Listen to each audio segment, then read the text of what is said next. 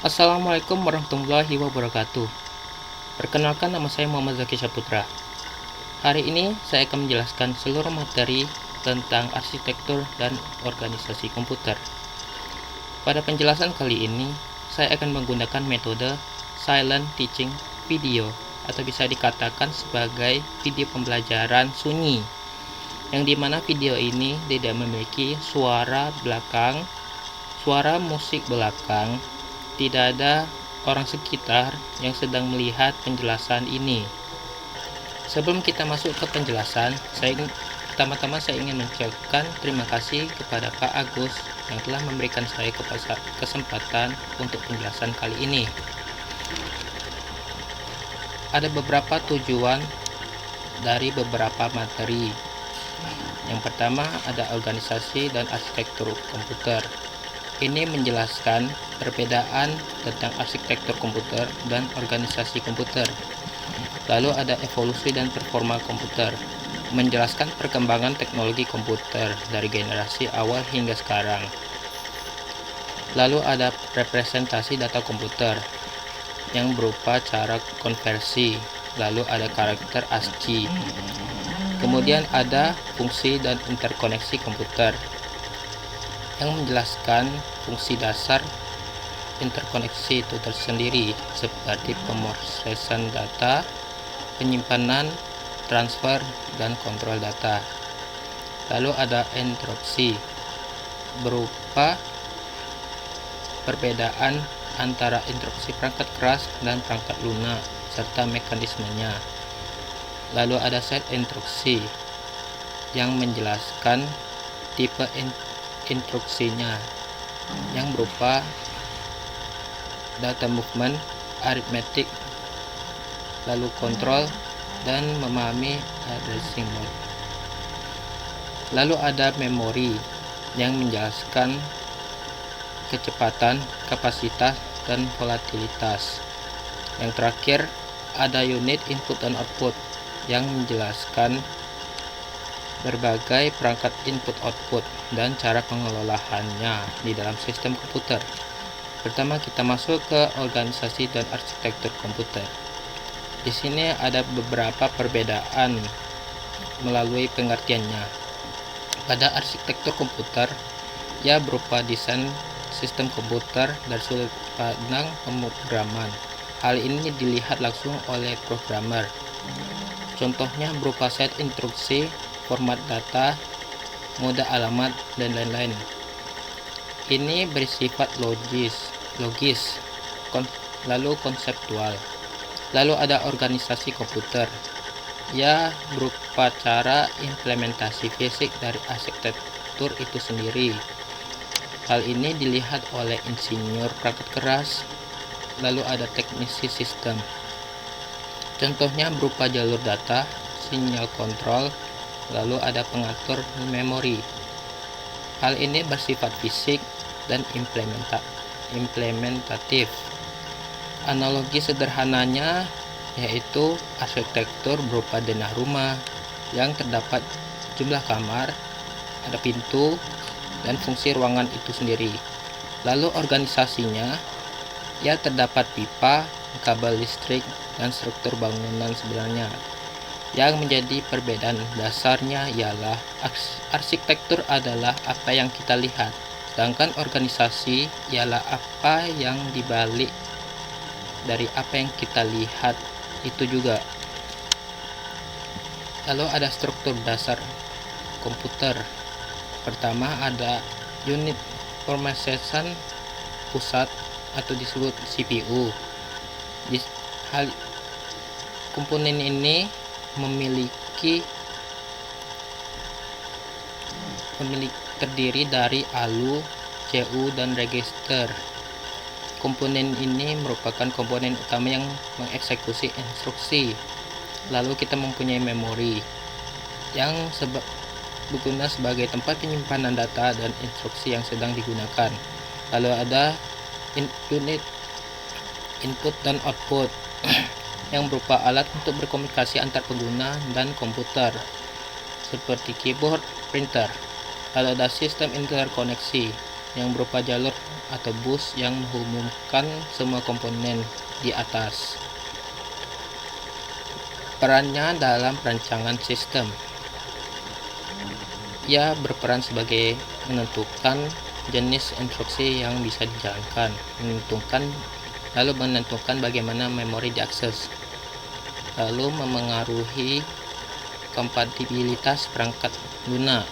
Contohnya ialah perbandingan arsitektur x86 dengan ARM yang hal ini memengaruhi jenis prosesor dan sistem operasi yang digunakan. Fungsi utamanya ada 4. Ada pemrosesan data, penyimpanan data, transfer data, dan kontrol data. Di sini bisa disimpulkan dengan diagram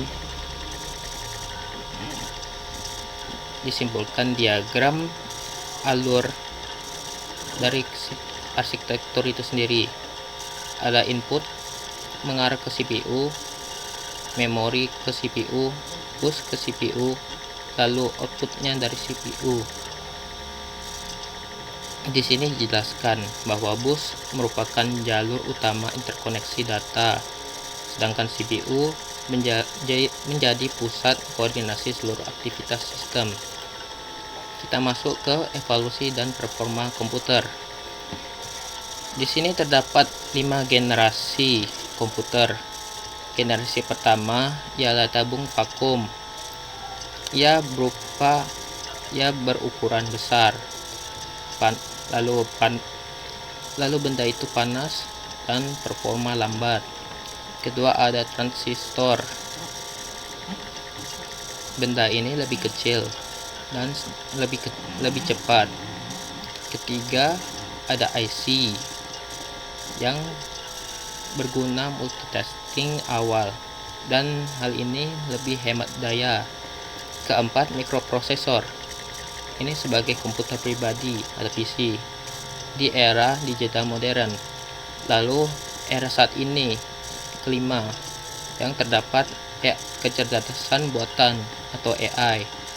Ia berfungsi sebagai paralel jaringan, lalu komputasi cerdas.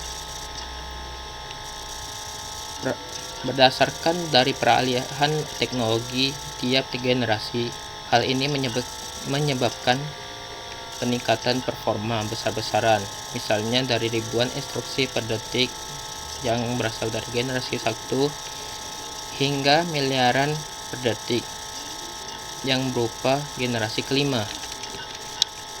Lalu performa komputer. Performa ini diukur dengan berbagai metrik tergantung fokus pengguna.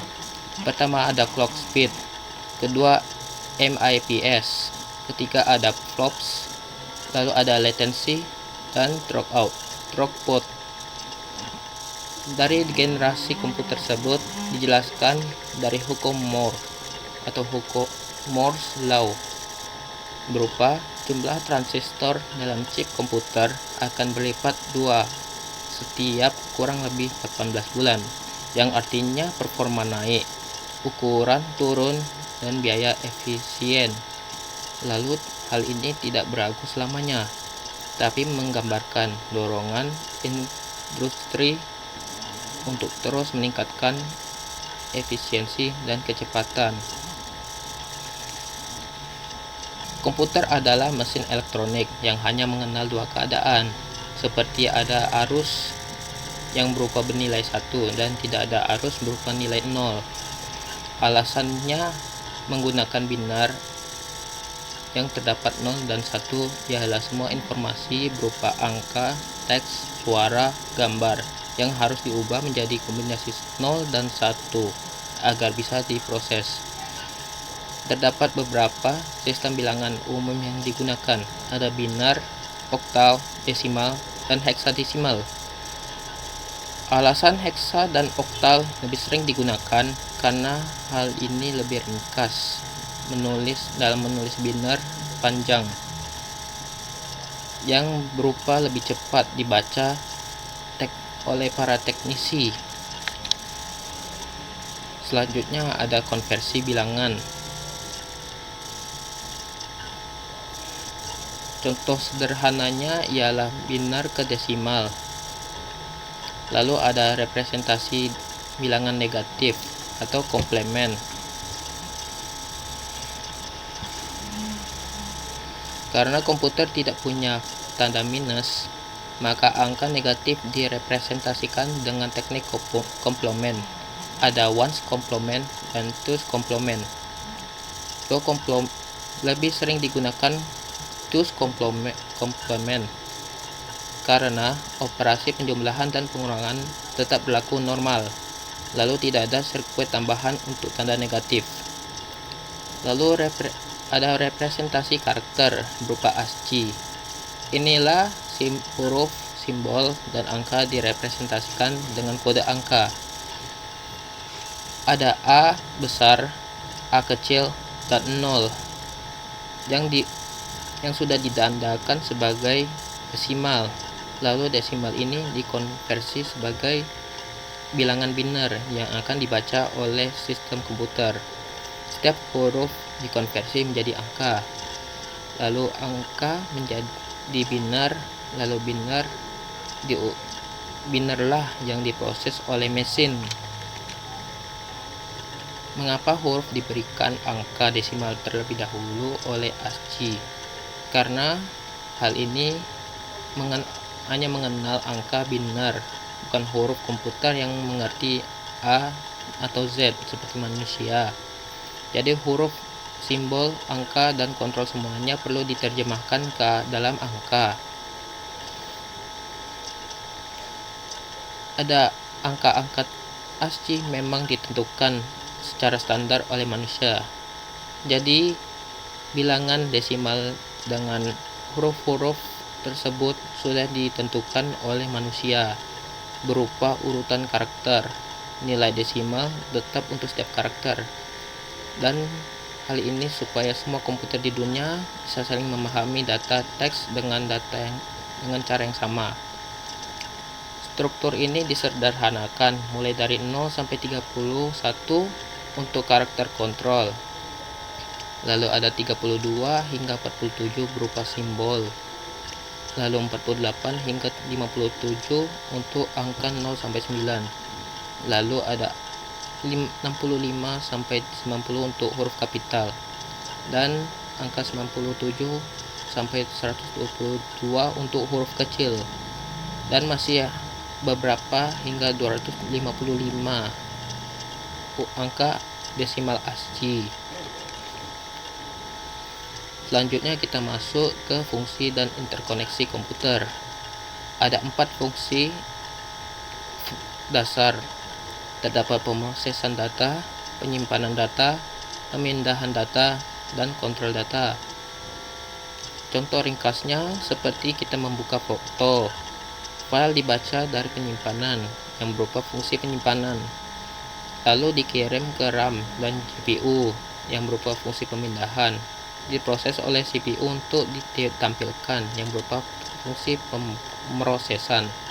Terakhir ada CPU yang mengatur alurnya sebagai fungsi kontrol. Sistem interkoneksi yang berupa jalur darahnya komputer. Interkoneksi ialah jalur fisik dan mekanisme logika yang menghubungkan CPU, memori, dan input-output agar bisa berkomunikasi. Komponen dalam interkoneksi berupa CPU, memori, input-output, dan bus. Lalu jenis jalur bus dalam sistem komputer berupa data bus, alamat bus, dan sinyal kontrol.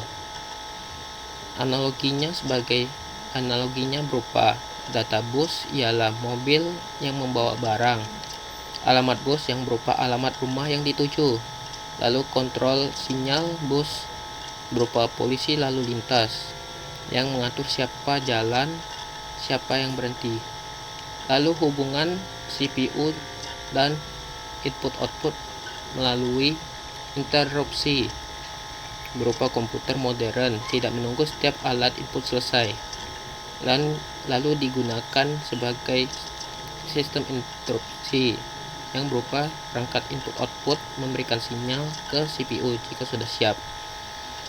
Ini membuat komputer lebih efisien.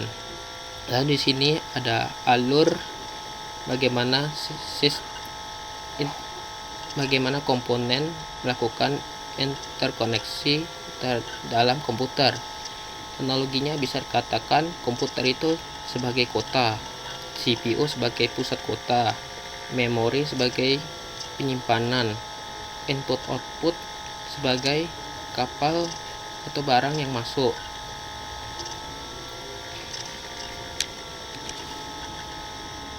Sekarang kita memasuki ke interupsi. Interupsi ialah sinyal dari perangkat atau program yang meminta perhatian CPU untuk menghentikan sementara tugas utamanya dan menangani kejadian tertentu. Tanpanya, CPU harus menunggu perangkat input-output selesai bekerja, yang berupa inefisien. Misalnya menunggu printer selesai atau menunggu keyboard ditekan. Dengan interupsi, perangkat input-output tinggal memberi sinyal ke CPU bahwa ia sudah siap. Lalu CPU bisa menggunakan waktunya untuk tugas lain terlebih dahulu. Prosesnya ialah perangkat input-output atau program mengirim sinyal interupsi ke CPU. Ia lalu nunda tugasnya, menyimpan status ke register atau PC dan PC. CPU menunggu Interrupt Service Runtime (ISR) yang berupa kode khusus untuk menangani interupsi. Setelah selesai, CPU kembali ke tugas utama. Mekanismenya ialah jika ada banyak interupsi bersamaan, CPU harus tahu mana yang lebih penting, dan hal ini dikelola oleh interrupt priority atau interrupt vector table. Jenis-jenisnya berupa hardware interrupt, software interrupt, dan internal yang berupa exception. Analoginya ialah CPU berupa guru yang sedang mengajar. Interupsi ialah siswa angkat tangan karena butuh bantuan. Lalu guru akan berhenti sebentar dalam pengajarannya dan melayani siswa. Setelah selesai, lalu ia kembali mengajar seperti biasanya. Lalu kita masuk ke set instruksi. Ialah kumpulan perintah dasar yang bisa dikenali dan dijalankan langsung oleh CPU. Setiap arsitektur seperti x86, ARM, RISC memiliki set instruksi berbeda-beda. Tanpanya, CPU tidak tahu apa yang harus dilakukannya. Contohnya, ada load A yang berfungsi untuk mengambil data dari alamat A ke register. Add B yang dilakukannya ialah tambah isi register dengan data di B. Store C berupa simpan hasil ke alamat C. Jump X berupa lompat ke instruksi alamat X. Format instruksi ialah instruksi disusun dalam bentuk biner dan memiliki format tertentu. Hal ini memiliki opcode yang berfungsi menentukan jenis operasi seperti add dan load. Lalu ada operand yang berfungsi menentukan data atau alamat yang terlibat. Misalnya data biner 10100101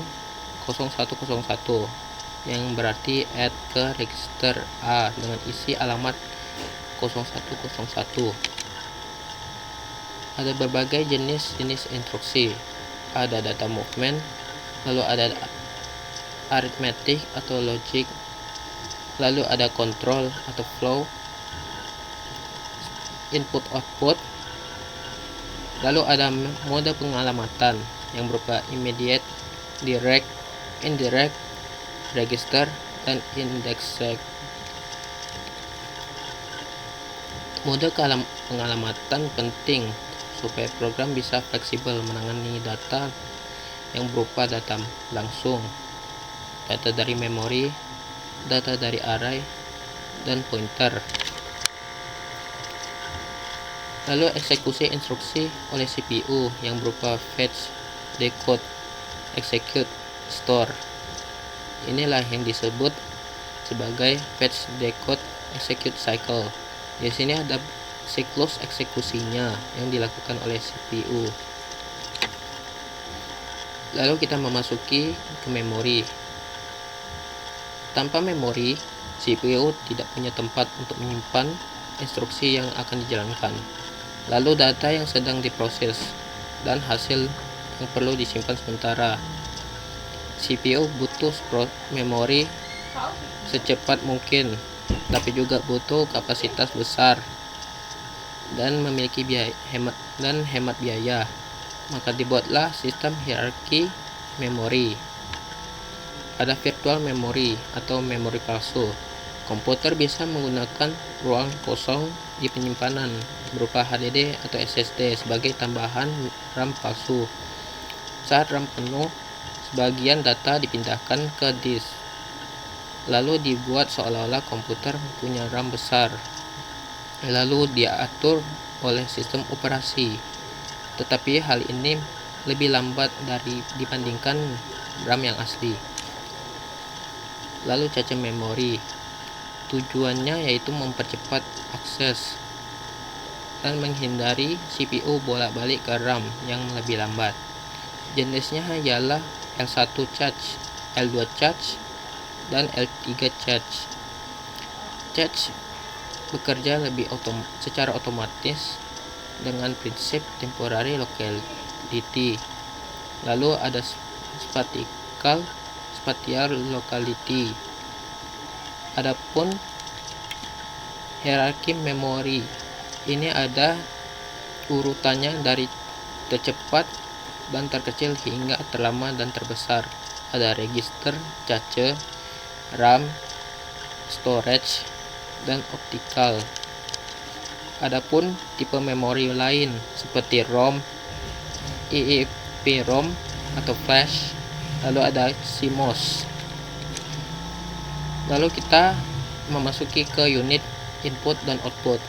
Definisinya ialah berupa perangkat input mengirim data ke komputer seperti keyboard dan mouse. Lalu ada perangkat komputer, ialah menerima data dari komputer. Komputer tidak bisa interaksi dengan dunia luar tanpa input dan output perangkat. Cara kerjanya ialah CPU tidak langsung berbicara, maka dibutuhkan modul input-output yang berfungsi sebagai penghubung antar CPU dan perangkat, lalu mengatur data, sinyal, dan waktu transfer. Ilustrasinya ialah input-output yang sudah diprogram, yang berupa CPU adalah kasir yang harus ambil sendiri pas barang dari gudang. Interrupt input-output berupa gudang kasih sinyal bahwa barang sudah siap, lalu kasir mengambilnya. DMA berupa gudang kirim langsung ke kasir tanpa mengganggu ia kerja. Ada 3 metode utama komunikasinya. Ada input output yang diprogram, lalu interrupt driven input output, dan terakhir ada DMA atau direct memory access yang sudah jelaskan ilustrasi sederhananya. Lalu ada jenis perangkat input output. Pertama ada keyboard, mouse, lalu ada scanner, kamera untuk input. Untuk output berupa monitor, printer, lalu ada speaker. Lalu ada input output yang berupa ganda atau storage. Dia berupa hard disk, SSD, flash disk, dan ada network card atau berupa LAN dan WiFi. Mekanisme komunikasinya ialah memori mapped input output. Alamat perangkat disamakan dengan alamat memori. Lalu port mapped input output yang berupa pakai alamat khusus untuk input output saja. Di sini ada siklus bagaimana 3 metode utama tersebut berkomunikasi dengan input output. dijelaskan bahwa semakin bertahap prosesnya, maka semakin ringan bebannya. Demikian dari penjelasan materi menggunakan metode Silent Learn Teaching video. Semoga video ini dapat memberikan edukasi tentang arsitektur dan organisasi komputer. Saya Muhammad Zaki Saputra ingin menutup penjelasan ini. Jika ada kesalahan kata, mohon dimaafkan. Wal taufiq wal hidayah. Wassalamualaikum warahmatullahi wabarakatuh.